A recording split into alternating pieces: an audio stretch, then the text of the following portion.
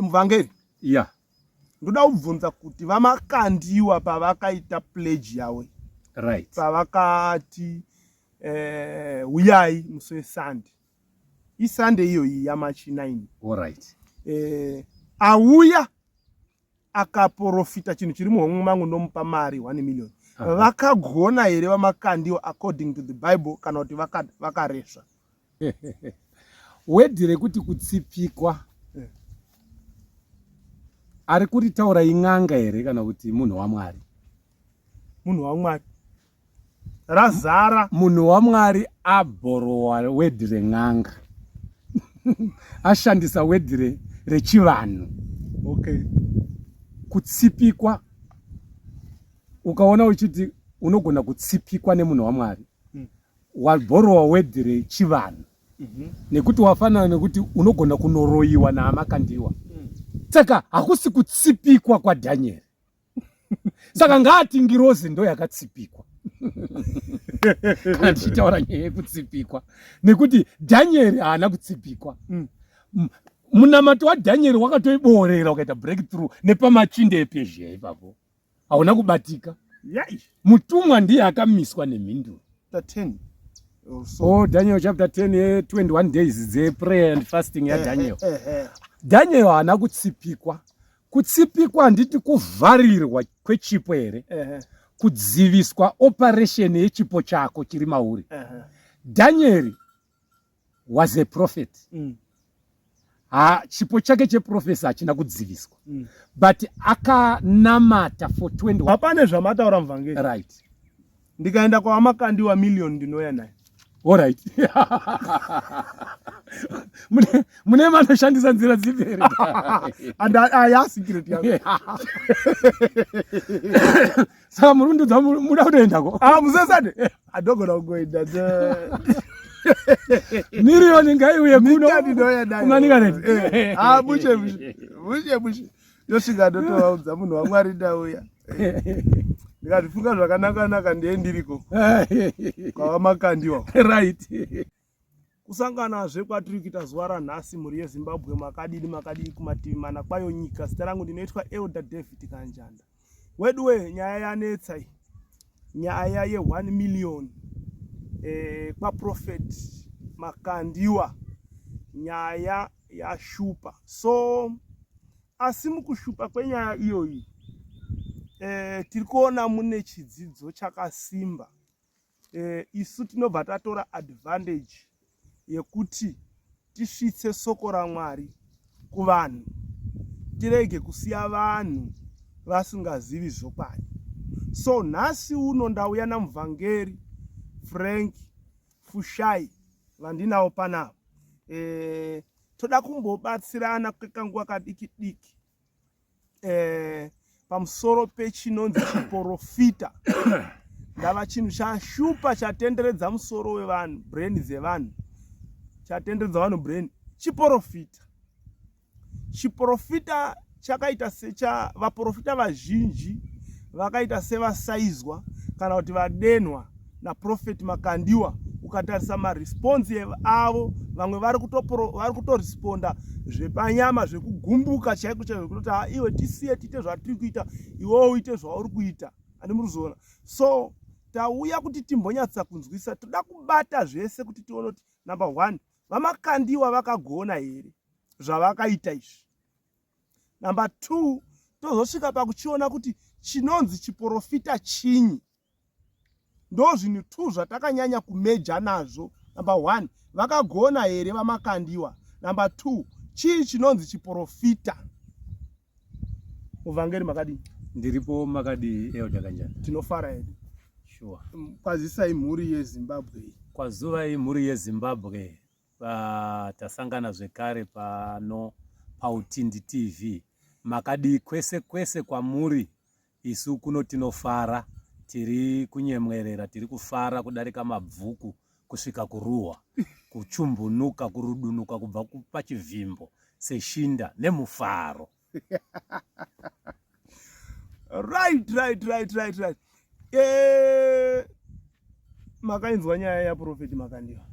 Ya, ndakaiteerera nyaya yaprofeti Makandiwa ndakainzwa chaizvo. Iri kuratidza kuti vakachallenja vanonzi vana Godobori, vana Sekuru, vana Chiremba, n'anga, masvikiro, vanoona, vakachallenjwa vaprofita, vanonzi maprophets kana kuti vaprofita. Vese vakachallenjwa vakanzi uyai vanoti vanononga tsono sekutaura kwemazuva ano. Uyai musikotaura kuti chii chiri muhomwe mangu. Anenge agona kuziva kana kuprofita chiri muhomwe mangu ndichamupa $1 million. Vakatotaura nekuemphasize kuti ina handina mari iyo asi ndingatoibhorowe tonyorerana pasi ndikasakupawo ndisuwisa nekuti ndinotokupa. Zvamba zvandirangaridza mambo wekuna Dhanieri arota hope zvikanzi ndarotawo hope dzangu asi ndadzikanganwa. Akadedza varoyi, n'anga, masvikiro, vese ugwedebedebe hwese hwakadedzwa nevaprofita vakadedzwa zvikanzi ndiudzewo hope dzandarota nedudziro yazvo. Vese vakatraya vakaneta. Kwakazodedzwa Dhanieri mukomana wekwaIsraeri akanga azere naMwari. Zvikanzi wanzi ndiwo unogona kududzira hope dzakarotwa namambo. Zvikanzi aiwa panyika ino hapana anogona kudzidudzira asi kudenga kuna Jehovha anozivisa zvakavanzika. Nombva ati hope dzenyu mambo nekududzirwa kwadzo hezvi. Saka Mwari chete ndiye anozivisa, ndiye anononga tsono, ndiye atinofana kuinda naye kunyika toti hope dzenyu nyika nekududzirwa kwazvo hezvi. Topa vanhu nyika tariro yavasina, yavari kufamba kukwira nekudzika vachitsvaga tariro kun'anga nekuvaprofita. Saka chashupa apa chasaka vanhu vakawanda vagumbuke. Mwakagumbukwa mumastreet esocial media. Alright. Mune vari kuresponda vaMakandiwa vakabipa BP dzakakwira. Chokwadi. Saka chasaka vanhu vapindure vakagumbuka panyaya yaprofeti Makandiwa inhau yekuti vanhu vari kuzviti tinoprofita iwo. Okay. Anditi vari kupesana nemasoko aDhaniel. Right. Daniel anoti hakuna anoziva anogona kududzira hope idzi. Asi kune genga rakazara pasocial media raita mukurumbira rinonzi Prophet Ningi vanonhonga tsono, Prophet Ningi vanonhonga tsono, Sekuru Ningi vanodai, Sekuru Ningi madzibaba Ningi vanodai. But hapana kana wani chete akambobuda achiti hama dzangu nyaya yataurwa naProfeti Makandiwa isusu hatikwanisi kuona asi tikaenda kuna Mwari wedu anotiratidza zviri muhomwe. Hapana. Saka ndikuona kuti ndo musiyano waita chiprofita chedu ichi chana Daniel nechiprofita chiri mazuva ano.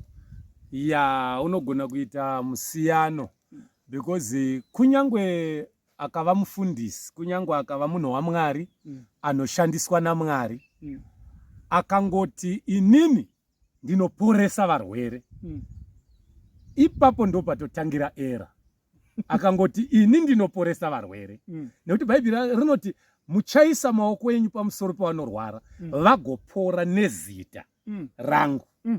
Asi akangoti inini ndinonhonga tsono, zvinoti haasi Mwari anonhonga tsono, haasi Mwari ari kumuratidza, hazvisi kubva kuna Mwari, ndiye zvazvake.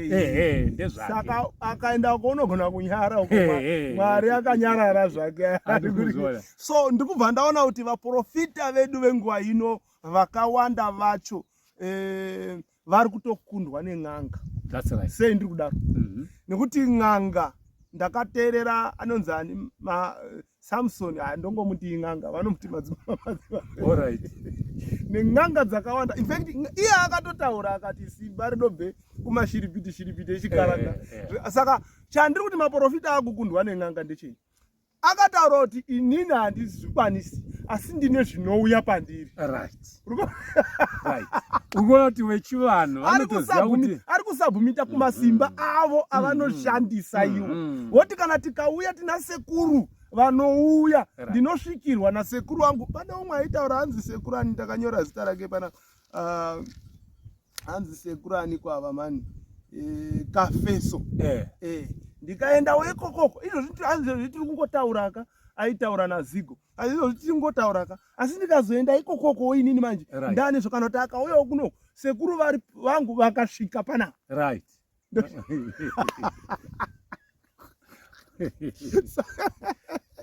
So maprofets hama dzangu, ngatichenjerei pride, kurasika nekuzvikudza, kwokuti Elder Kanjanda vakashandiswa naMwari. Vanhu vese voti Elder Kanjanda muvhangeri Fushai vanoita zvinhu, nyika yese yozara muvhangeri Fushai, evangelist Fushai. Hazvisizvo. Evangelist Fushai havana kana munhu wani wavanogona kuporesa kana kumutsa, ende havana kana chiprofita chimwe chavanogona kuita, asi vanotoshandiswawo naMwari vari kudenga. Ndosaka muchiona kuti kana tikaita macrusades pamaposta edu tinoti vanorwara vachanamatirwa. Okay. Nyaya yekuporesa haisi yedu. Tina Mwari anoporesa. Asi chatinoita pacrusade chatoziya basa retichaita kunamatira vanorwara. Basa rekuporesa rine muridzi waro. Ndosaka anonzani John Mubhabhatidzi akanga ari unique pavanhu vese panyika. Aiziya basa rake. Okay. Anoti ini ndirinzwi chete rinodaidzira murenje. Ndichiti gadzirisai nzira dzashe nekuuya kuzobhabhatidza. Ndo rakanga riri basa rake. Aona Jesu anoti tarirai kugwayana raMwari. Anga akambotaura kuna ari kuuya. Rinoti anotoda kuna ari kuuya shure kwangu, andisingagoni kutsunungura chero ningiri yake, tambo rwebhutsu yake. Azomuona zvanzi tarirai kune uyo. Ndiro gwayana raMwari rinobvisa zvivi zvenyika. But inini kana muchindinzwa, I am only a voice in the wilderness who is preparing the way of the Lord, the way of salvation.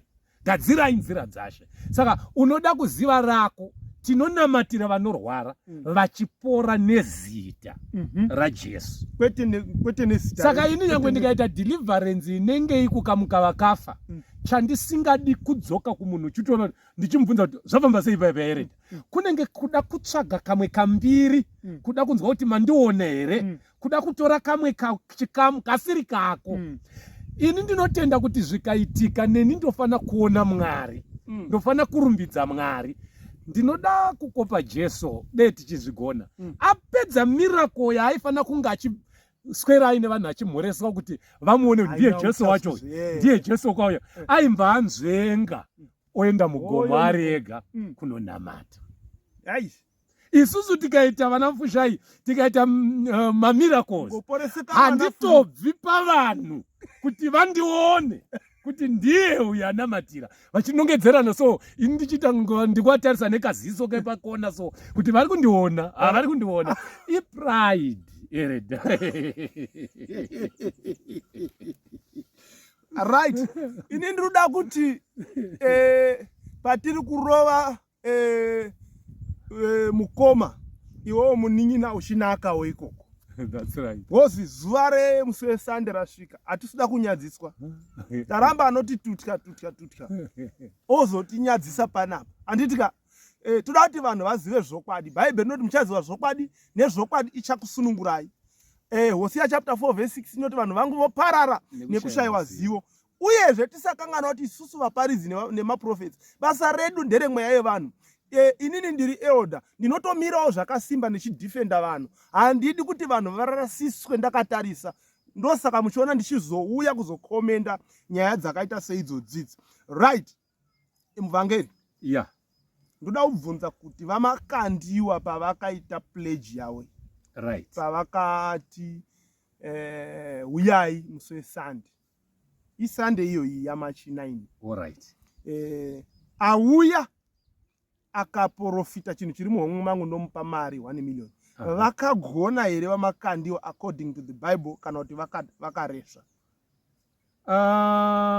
Ndichida hangu kutarisa scenario kungoti message yavo pairi kutanga kubudira, ndainzwa message yavo pairi kutanga kubudira yanga ichiratidza kuti vari musetup yemuchechi. Okay. Vachiparidza vane topic yavanga vachiratidza kuti vari kudhiraivha yavabva nayo kwavabva kwatanga tisina kuratidzwa. Tazoona pataakuona vachizosvika pameseji yekuti wese ari kuda auye ndomupa 1 million asi vachiratidza kuti vari kuataka false professing. Ndo yavanga vachiataka on that sermon. But kwayatangira chaiko chaiko hatikuzivi.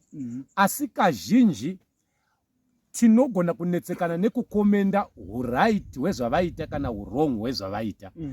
Zvichibva nekuti yadhiraivhwa ichibvepi. Pamwe pacho ndinobva ndichidhiraivha false prophecy zvechokwadi, ndichiparidza ndichida kuita kuti vanhu vasarasike vachiteera zviprofita zvenhema.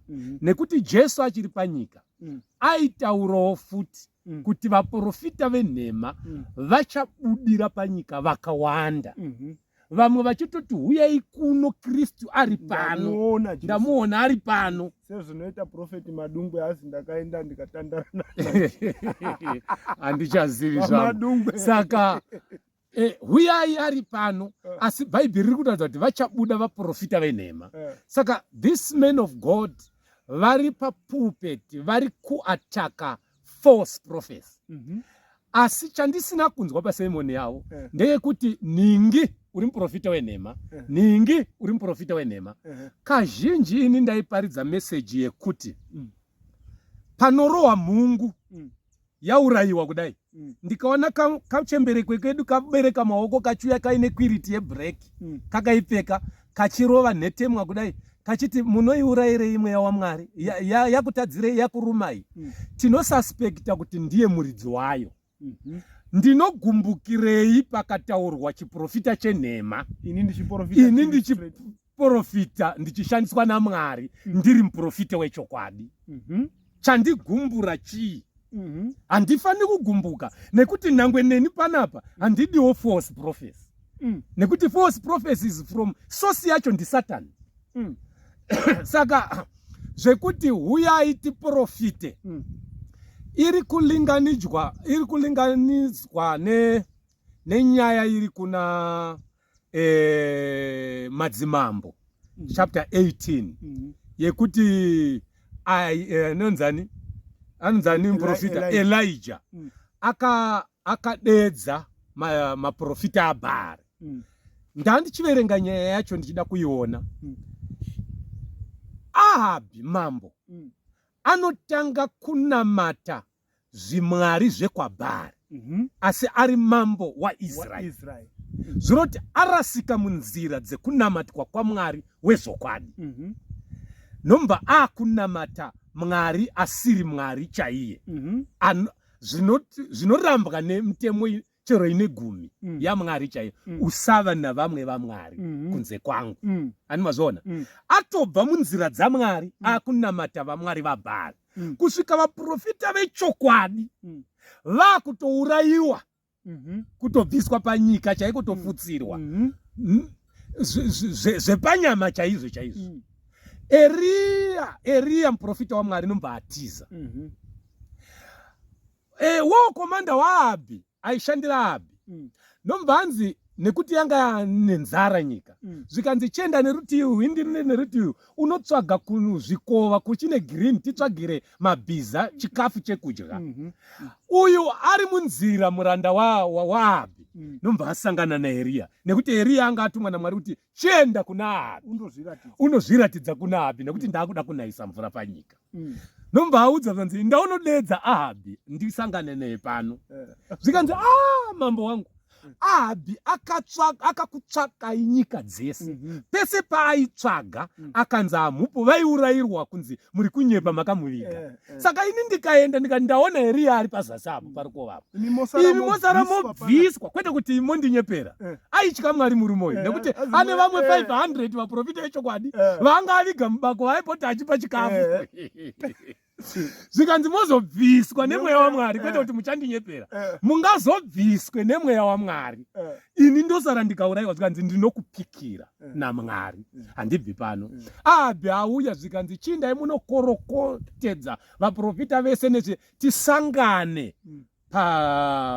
parwizi pagomo rekameri, tionesane ipapo kuti Bhaari ndiye Mwari here wechokwadi kana kuti Mwari waIsraeri wamakasiya imi mambo Abhi wamunoziva. Handikuzona. Saka chimwe chinogona kunetsa scenario yaprofeti Makandiwa iri kuita kunge yaataka zviprofita zvenhema. Nekuti chiri kunetsawo elder ndechekuti true prophet tisati tati Makandiwa zvavakaita ndezvechokwadi here kana kuti hazvina kunaka here kana kuti zvakanaka here. Tinoda kuonawo iyo prophecy yakazvimirira. Prophecy mazuva ano iri prophecy according to the Bible. Nekuti pranga manzi yedu kana spirit level yedu hakusi kuti zvinoitwa kuchechi kwanhingi. iBhaibheri rinomboti pamusoro peprophecy. Kana toprofita tinofana kugaidwa neBhaibheri. Uye ini ndaimbotaura ndichiti kana tikangoti chiprofita, right, tikangoti chiprofita chete, right, panofanira kunge paine Bhaibheri padhuze. Why? Because kana even word racho rekuti chiprofita iro harisi ren'anga. Harisi ren'anga. Riri kubva muBhaibheri. Riri kutanga kuwanikwa kuBhaibheri. Hakuna rimwe bhuku rakatanga kutaura nyaya dzeprofesi risiri Bhaibheri. Mabhuku ese anozobhorowa that word from the Bible. Handimuzona. Harisi remudzimu, harisi rechivanhu. Chiprofita chinobva muBhaibheri. Saka profesi yechokwadi yacho inofanira kuonekwa kuti muBhaibheri iri kuitwa sei. Unoda kuona kuti Old Testament vaprofita kwaiswa mambo kana kuti president vedu ava dei vari mambo vakabva kuna Mwari vachitonga nyika vagadzwa naMwari. Handitika? Mwari ari vaita orientated pathat throne. Mwari avaita orientated pathat throne vavagadzika pathat throne. Pasaidi pavo vaive neguidance yeainzi muprofita kana kuti muoni. Ndiye aifana kukudzwa namambo. Kuti kana mambo achida kuenda kuhondo, asati aenda kuhondo, hende tinonzwa kuti Mwari ari kuti nekuti munyika ino mune muromo waMwari waakaisa munyika ino. Kureva muprofita. Kureva kuti mukuru anofanira kushanda nemuprofita. Anofanira kushanda nemuprofita. According to the Bible. According to the Bible. Right. Handei baba tichizwa isusu kuti what is a prophet? Yes. A prophet according to the Bible. Ndo kwandiri kuda kuuya kwese ndichibva kudriver kwese. Ndiri kuona kuti Old Testament muprofita uyu ari kuuya achitaura. Kazhinji ukatarisa kuti muprofita aiwe achitaura nyaya dzenyika. Achipa nyika warning. Kana kuti nyika yatadza, Israeri yatadza. Anosikovaudza kuti imi Israeri Mwari ari kukomplaina kuti matadza kuti zvino achakuataka ine nzara. Nyangwe vakatendeuka vakanamata asi Mwari kana atoreva chirevo vaidaro. New Testament ichiuya. New Testament uchaona kuti Old Testament andataura tichiripo kuparidzwa kwesoko raMwari kwatinoita kuya kuti tichienda muchechi totanga kuparidza the word of God tichiparidza tichibadza kwanga kusina stereki. Vanhu vaenda kumasinagogo chavainyanya kufambira kuenda kunopira zvipiriso zvavo nekuti vanhu vachiti tatadzira Mwari tauya nezvipiriso zvedu. Saka vaprista ndo vakanga vari middlemen between God and people. Voiya neropa rehuku rembudzi rehwai vopirisirwa zvipiriso zvavo. Dzimwe nguva kamwe chete pagore high priest achivabayira zvibayiro, kubayira zvibayiro. Ndo kwaye kunamata kweOld Testament. Right. Vachibayira zvibayiro kudaro kunamata kweOld Testament, kuparidzwa kwesoko raMwari kwanga kuri kushoma. Tetauya New Testament tinoona Jesu achinda mugomo otanga kuparidzira vanhu isoko raMwari. Tinoona Jesu ari mugwa reumwe mudzidzi oti ndipo Peter ndipo igwa rako kuno oinda mumvura zvishoma. Vanhu vounganira vachida kunzwa soko raMwari. Chavari kufambira chi? Isoko raMwari. Old Testament chavaifambira chi? Kubayira zvibayiro. ndo yakanga iri musimboti wesevhisi yavo kunobayira zvibayiro. Okay. Ndoza vachiona kuti muranda wekandazi ari kuuya nekapepa kakanyorwa scripture isina kutsanangurwa kumusangano. Anotoona confusion, haasi kuziva kuti zvairewei nekuti haana kuparidzirwa soko ari kumusangano. Auya asingazivi asi ari kubva kumusangano asi chibayiro achibayira nekuti vanga vachine system yeold testament. Asi nguva yaJesu pavari kuungana vari kuda kusonzwa soko raMwari. Handimukuzona. Ndoza vachiona kuti vakaungana pazuva rePentecost. Bhaibheri inoti Peter akaparidza. Varume vakanga varipo haana kuprofita. Jesu paakanga ari mugwa haana kuprofita. Akaparidza. Aiparidza. Pagomo. Aivadzidzisa. Chapter 5 aivadzidzisa. Ari pagomo. Paiti wakaropafadzwa. Isoko raMwari. Vakati vakaropafadzwa vakati isoko raMwari. Hapana chiprofita. Vaiparidzwa pachidzidziswa. Andimuzona. PaPentecost Peter odzidzisa. Right. Peter aparidza. Bhaibheri inoti vakati vazvinzwa vakabayiwa pamwoyo. Inyaya yekunonga tsono iyi ndinofunga kuti a true prophecy, chiprofita chechokwadi chakazara musoko raMwari eyo. Ukarova soko raMwari rechokwadi mwoyo unononongerwa tsono yezvirimo. Ndakabva kubudisa vhidhiyo rimwe ndichiti heuno muprofita anogona kutora miliyoni uyu ari apo. Exactly. Hanzi vakati vazvinzwa vakabayiwa pamwoyo. Vaibayiwa pamwoyo panhau dzavo. Saka haisi nyaya yekuti ndiri kuona nhamba dzako dzechitupa kuti ndibhilivhise nyika kuti ndiri waMwari. Hatifani kubhilivhisa vanhu kuti ndiri waMwari. Nekuti kana ndiri waMwari ndichangoonekwa nezvibereko zvangu. Yes. VaMwari vanongoonekwa nezvibereko zvavo. Izvi zvokuti ndiri waMwari ndinonhonga tsono kana kundiita meja wekuti ndanhonga tsono yechitupa chako kana pendira wakapfeka, hazvisi izvo zvinoratidza kuti ndiri waMwari stereki. Hazviporesi munhu ari kurwara. Soko raMwari raparidzwa, vabayiwa pamwoyo, vanhongerwa tsono nesoko raMwari. Vakati tazvinzwa tichaitei? Zvikanzi tendeukai umwe neumwe wenyu akanganwe zvivi zvake. Mugamuchire Jesu. Vamakandiwa vakati ndakatendeuka. Pasemoni iyoyi hanzi ini ndakati saka gentlemen, kana muchida kuzvitsvagira mbiri kunzoko muchigumbuka nestatement ravamakandiwa, soko raMwari rinoti tendeukai mukanganirwe zvivi zvenyu, zvininipise, zviri nane kuva nezvishoma nenzira yekururama. Ndizvo zvinotaura zvirevo. Pakuva nezvakawanda uri mutadzi zvako, hama dzangu tiri kuzvisikira moto tichifunga kuti pamwe tiri kugona. Mbiri haisi yedu, mbiri ndeyaJesu. Chazonyanya kundisetsa ndechekuti ndazonzwa umwe kucomment section yenyaya yamakandiwa akuti iwo wakambodyawo wani waita zvezvidhina isusu kana takudayo inguva yedu yekudya. Saka ndatoti heya chiprofita chacho ndechekuti ndiwane madyiro.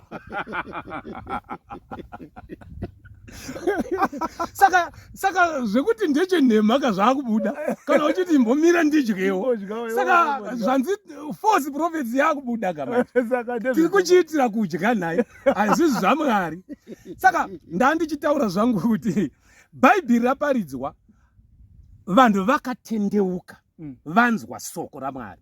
Saka chiprofita chechokwadi chiri musoko raMwari. Regedzai timbonzwa zvishoma zvinotaura soko raMwari kuna vaKorinde, zvichida kuti tikarivhura sezvandiri kudzidzisa pamwe zvingabatsire vairi vatatu. VaKorinde chapter 1 Corinthians chapter 14 verse 3. Unfortunately ndine Shona Bible here. Asi unoprofita unotaura kuvanhu kuti vasimbiswe nokurayirwa nokunyaradzwa. Imbodzokorora ichizwe. Asi unoprofita unotaura kuvanhu, 1 kuti vasimbiswe, 2 kuti varayirwe, 3 kuti vanyaradzwe. Andoziva kuti mune zvekutaura ipopa. Saka ndikati nini vanhu vauya kumba kwavo kune matambudziko, vana havasi kuroorwa,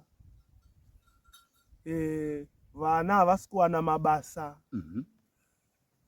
matambudziko hobho kuri ungofiwa ndobva ndavati ndisekuru nhingi vari kukuzvikonzera izvi, vobva vadzoka kumba kwavo votema sekuru vaine demo. izvo zviri kulinga here nezvinhu hazvisi kutolinga, zvatidzosera kuna nasekuru edu ana Godobori.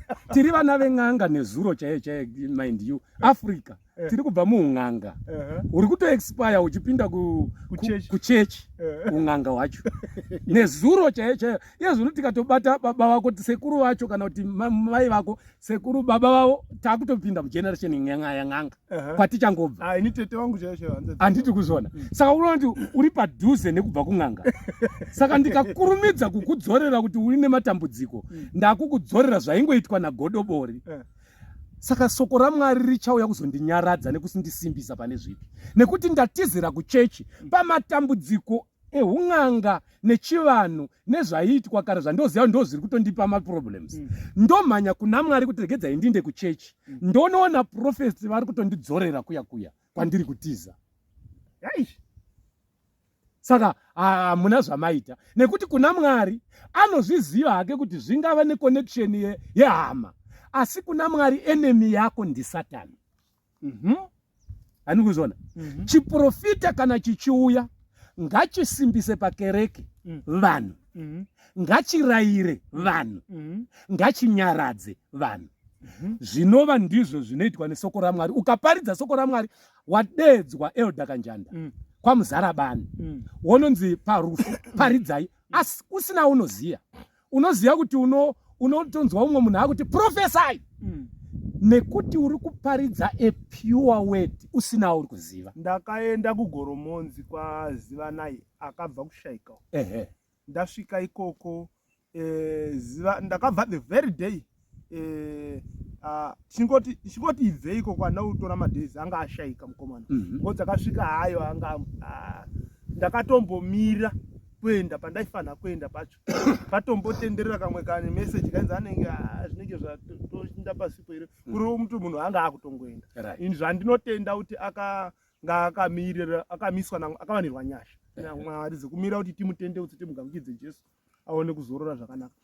But munhu afa kudaro, munhu avigwa kudaro, ndakawana mameseji hobho ekunditenda. Elda mwaita basa, Elda tikati topa mbiri kunani? Kuna Mwari. Noti kwandi. Saka ndiri kuona kuti zvamaverenga zvokuti chiprofita kana chawo chinofana kunyaradza vanhu. Ndakaona hama kuti dzakanyaradzika. Nemumwe anga asinei nechekuita naZivanai akaona nyaya yemucomment section akatokomenda mucomment section kuti ndarapwa, mwandirapa inini. Chii chavarapa? Paparidzwa soko. Animuzona? Hapana kuprofitwa, paparidzwa soko. Saka uchaona kuti chiprofita chechokwadi chiri musoko is in the word of God. Hachina confusion. Ende ichocho chinotaurirwa kunzi chiri 100% perfect. Nekuti vese vanozviti vaprofita pane inonzi school of prophecy.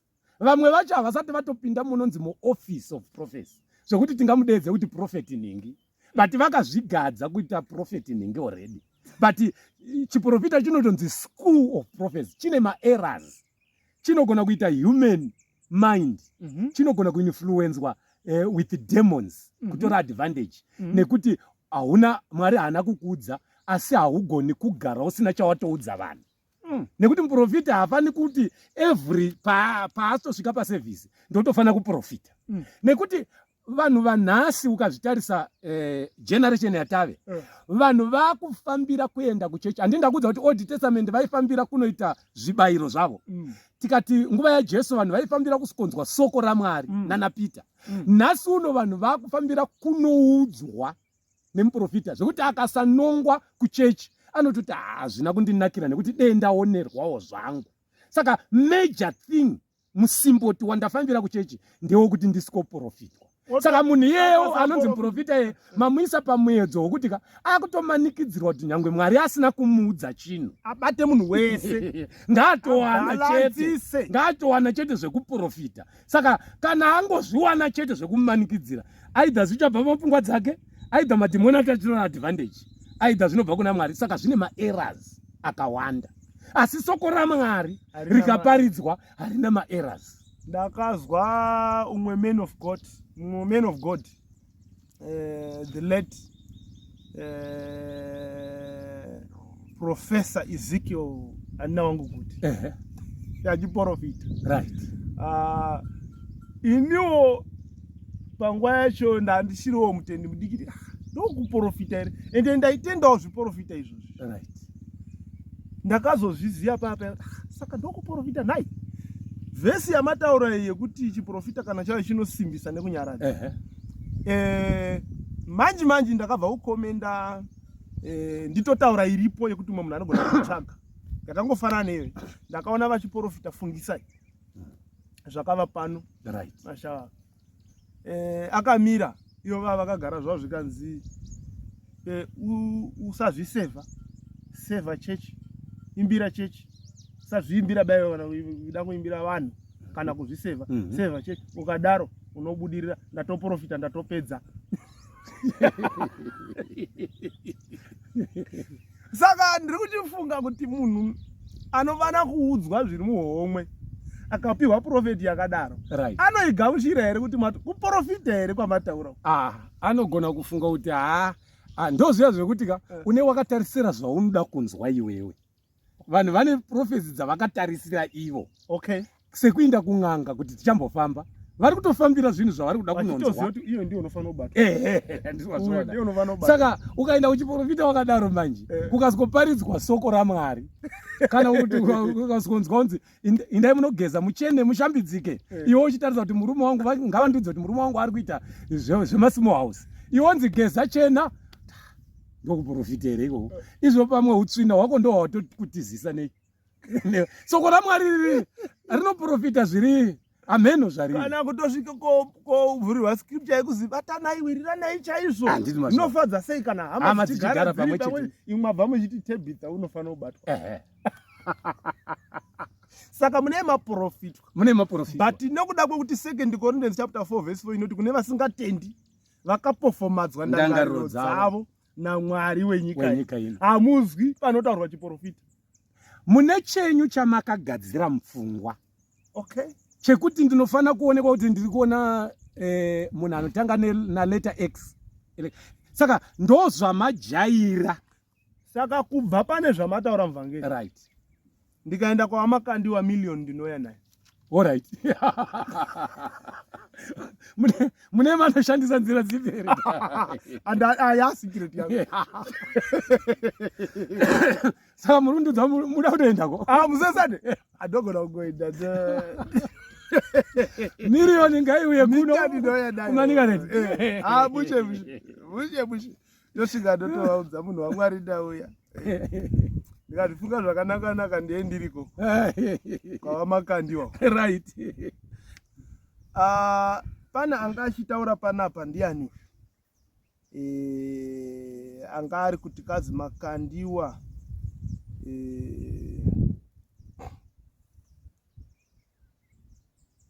anzi chiko. Makandiwa haana kuramba. Okay.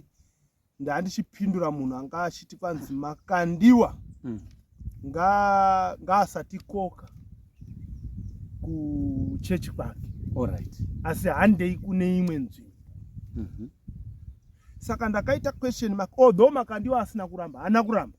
Pameseji yake akatoti kana musingagutsikani nepangu apa tinogona kuenda kana even kuNational Sports Stadium. Akatozvitaura. Alright. But vamwe vari kusimbirira pakuti ayo ambodire ikoko hande haana kana kumbozviramba izvo. Right. But mubvunzo wangu ari wekuti munhu waMwari, muprofita waMwari, anolimitwa here nekuti uyai muzvitire basa racho kumba kwangu kana kuti ngatiende kustadium?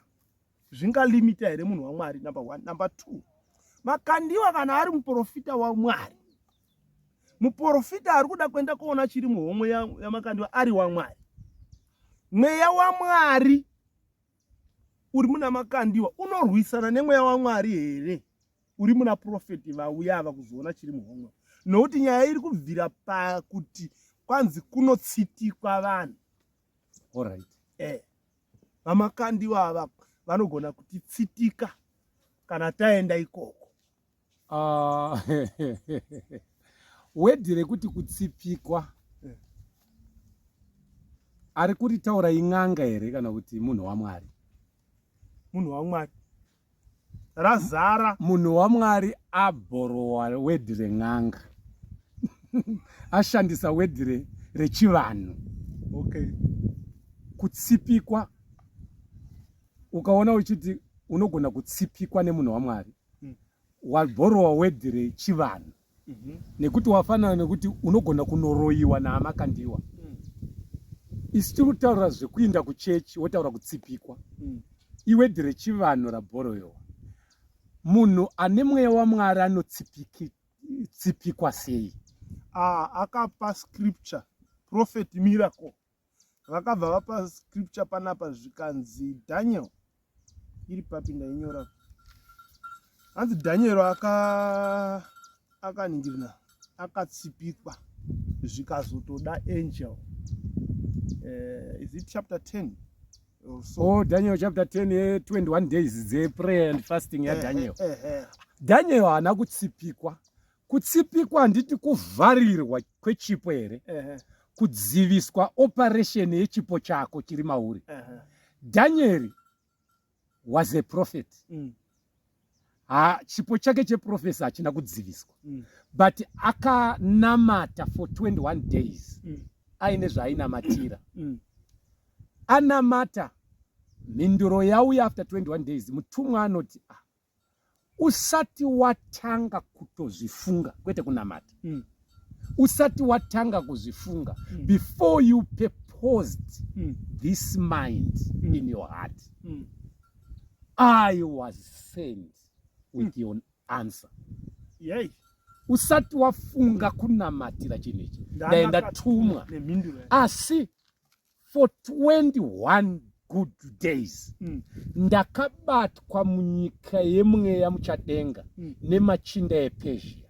Ainzi machinda ePersia ndo panonzi nebhaibheri hatirwi nenyama neropa, asi nemachinda erima rino edenga, erima rino something kuna Ephesians chapter 6.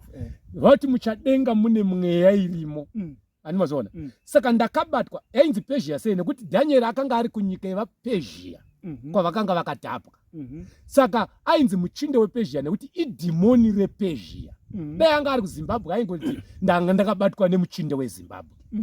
Anomupanzwa. Okay. Saka idhimoni rePersia ranga rakamisa mhinduro yaDaniel. Renyika iri kuto exista panapa. Asiriri territorial demon. Renyika national demon. National demon. Ndo rakabata mhinduro yaDaniel. Kusvika mutumwa uyo angatumwa nemhinduro asikorwirwa nemutumwa Mikaeri anoita nezvo anomirira war, mutumwa waJehovha. Saka hakusi kutsipikwa kwaDaniel. Saka ngaati ngirozi ndo yakatsipikwa. Kana tichitaura nyaya yekutsipikwa, nekuti Daniel haana kutsipikwa.